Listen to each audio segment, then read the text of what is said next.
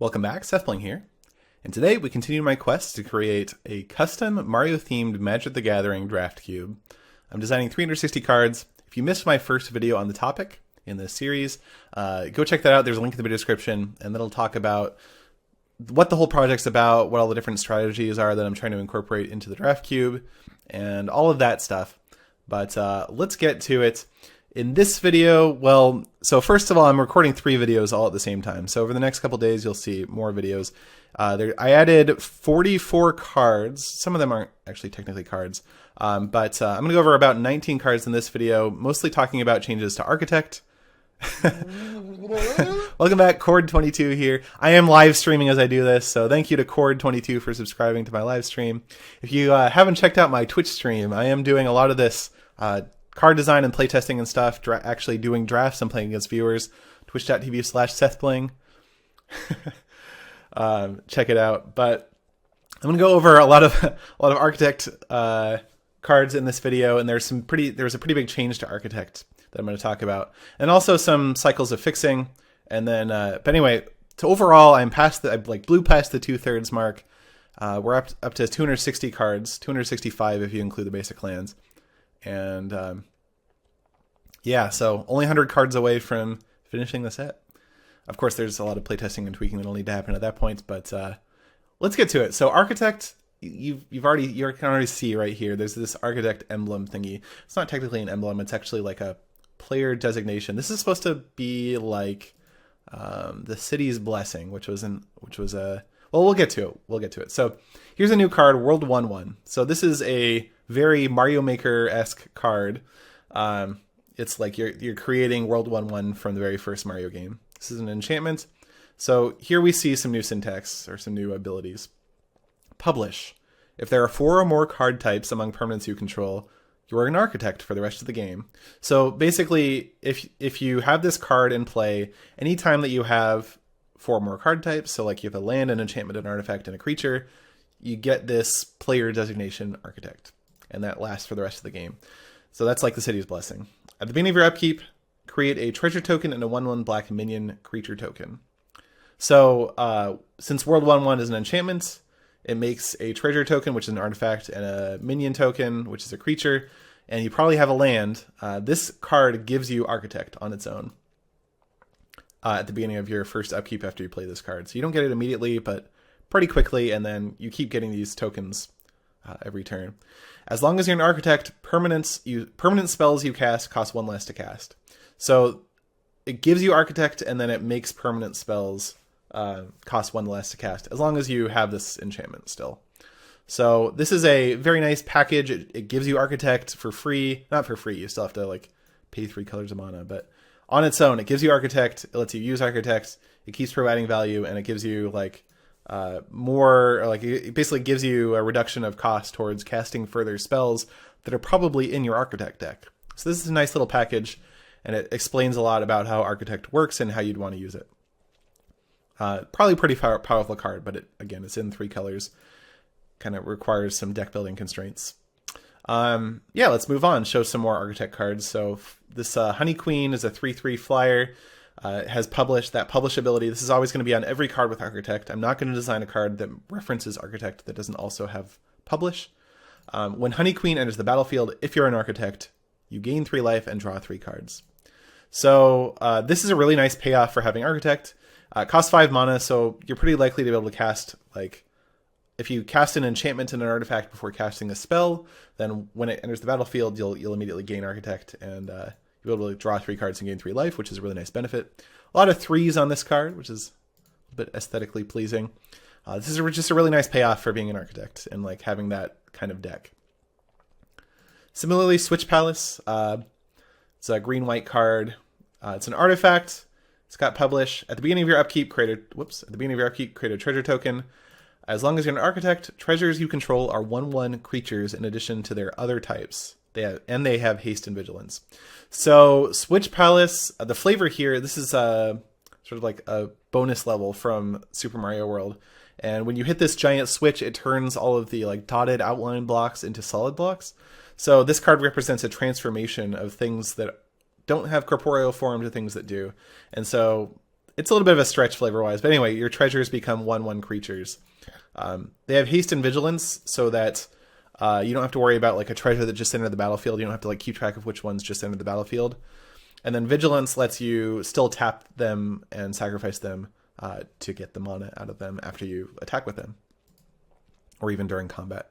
Yeah, after you attack with them. This is an artifact that gives you artifacts, so you still need an enchantment and a creature in order to turn on Architect, though it does give you creatures once you have Architect already.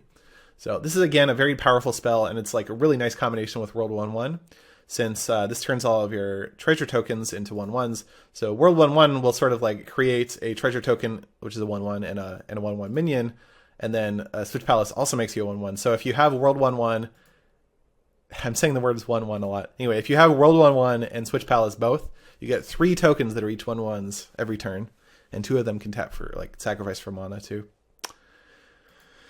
Okay, moving on to Weird Mushroom. I realized I didn't have any auras in the set with Architect.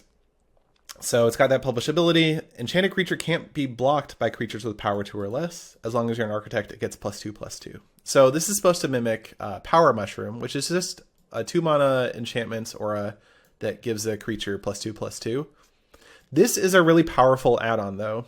So basically this is stronger than Power Mushroom if you have Architect. If you don't, it's just kind of different. Weird Mushroom is a Mario Maker item that like turns Mario into kind of Big Mario, but he's like lanky and tall and like jumps really weird and makes weird sounds. And it's called a Weird Mushroom. But in this set, there's a lot of creatures with power 2 and less. Like there's all these spawn tokens, which are 1/1 minions, and then there's all these spook cards, which are face down 2/2 creatures, kind of like morph creatures. And so in this set, there's a lot of like creatures with power 2 or less. Black Blue also has a like power 2 theme, so a lot of the Black Blue creatures just have 2 power anyway. So some pretty nice evasion. All right, moving on. Start Over. This is a pretty powerful card. It costs 3 blue. It doesn't have Architect in it. We actually tried some iterations that did have Architect, but none of them quite felt right. The wording was kind of hard. But anyway, choose one, return all artifacts to their owner's hand, or return all creatures to their owner's hand, or return all enchantments to their owner's hand. So the main mode that most people will probably choose is return all creatures to their owner's hand. This is supposed to be a card that's really good against like minions and spook, which kind of like you make a lot of them. They're kind of throwaway cards, but like they give you really good value. Yeah, against minions, this just like destroys all the minions, and against spook cards, it like makes you cast these inefficient 2/2s for 3 over again, and also reveals what those cards are, because whenever a face down creature leaves the battlefield, its owner has to reveal it. But you can also return all artifacts to the owner's hands, which is pretty good against like vehicles, or there might be circumstances where you want to return all enchantments to the owner's hands. But it's maybe a little bit less likely. But a little bit of a flexible card, but very powerful card too. You can also use this if you're in the vehicles deck to like maybe bounce all the creatures and then like replay. No, I guess there's no way to like still crew your vehicles unless you have extra mana to replay those creatures. I don't know. Because this is a source where you can't play this in response to the crew ability. Anyway, moving on. Pianta Villager is a piece of acceleration, which means you play it and it adds more mana. So it lets you play cards faster than the normal 1 land per turn rule. This is like the colors are the Mario Maker colors. So it's got this Mario Maker watermark in the background here, but really straightforward card that just like accelerates you. It is a creature for your Architect deck, and so you can like still just play an artifact and an enchantment, and this helps you play those more costly artifacts and enchantments that might be colored as well. And it gives you the other 2 colors, so it does a lot of stuff. This is definitely playable outside of Architect though. Just any deck, most decks are pretty okay just accelerating their curve by 1. Turn to Brick. So this is a white removal spell that has some added flexibility. So this is supposed to sort of be like Oblivion Ring, if you know what I'm talking about. When Turn to Brick enters the battlefield, exile another target non-land permanent until Turn to Brick leaves the battlefield. So Oblivion Ring and those effects usually say target permanent your opponent controls, target non-land permanent your opponent controls. This one doesn't have that restriction, so you can target your own stuff. And it's also got a way to sacrifice turn to brick. So sacrifice turn to brick, create a treasure token. So what you can do is you can target your own card and then immediately sacrifice it, and your card will return to the battlefield. And so a card that I showed off earlier, like Honey Queen, you can sort of re-trigger that enter the battlefield effect. And so there are a lot of board states where that's what you'll want to do. Also, this is an enchantment for your Mario Maker decks, your Architect decks, but it can also be an artifact. And if you have a card like maybe you're exiling your opponent's token, you know, if you exile a token, it ceases to exist. So turn to brick leaving the battlefield won't make it come back, and so you can still get your own value out of this.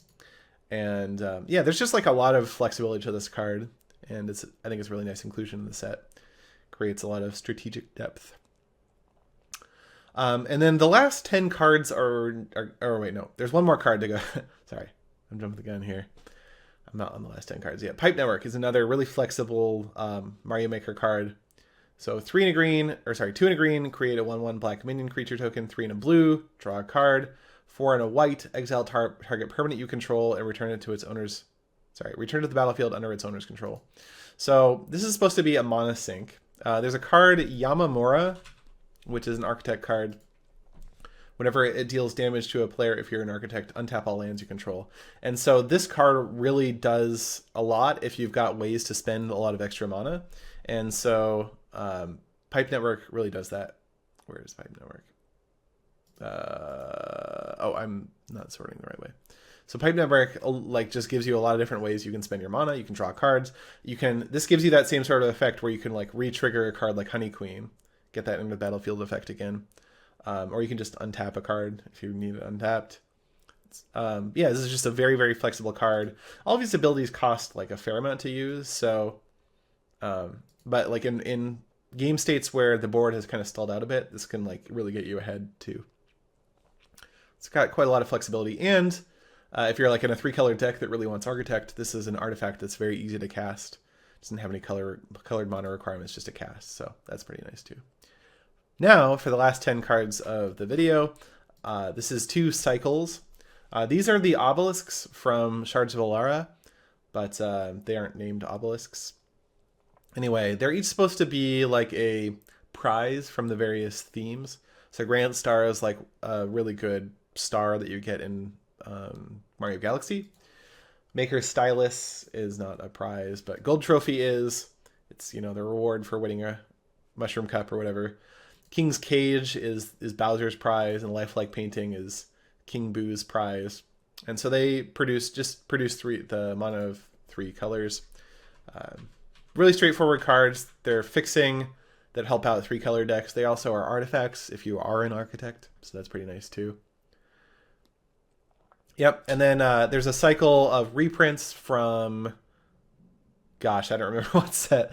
But anyway, these are all reprints that I have the original name: Canyon Slough, Fetid Pools, Irrigated Farmland, Scattered Groves, and Sheltered Thicket. I just grabbed some Mario art that makes them feel like they are at home in the set.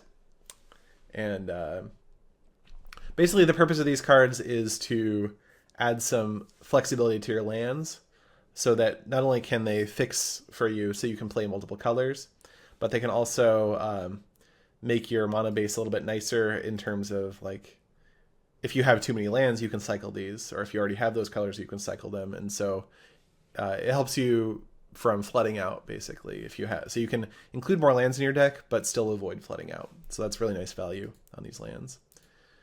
They do also have the like basic land types, though in this set there really isn't that much that interacts with those, so it doesn't really matter. But yeah, so that's it for this video. I'm going to be going over another 26 cards in the next 2 videos, which should be coming out in the next couple days. But making really good progress. Only 100 cards left to go.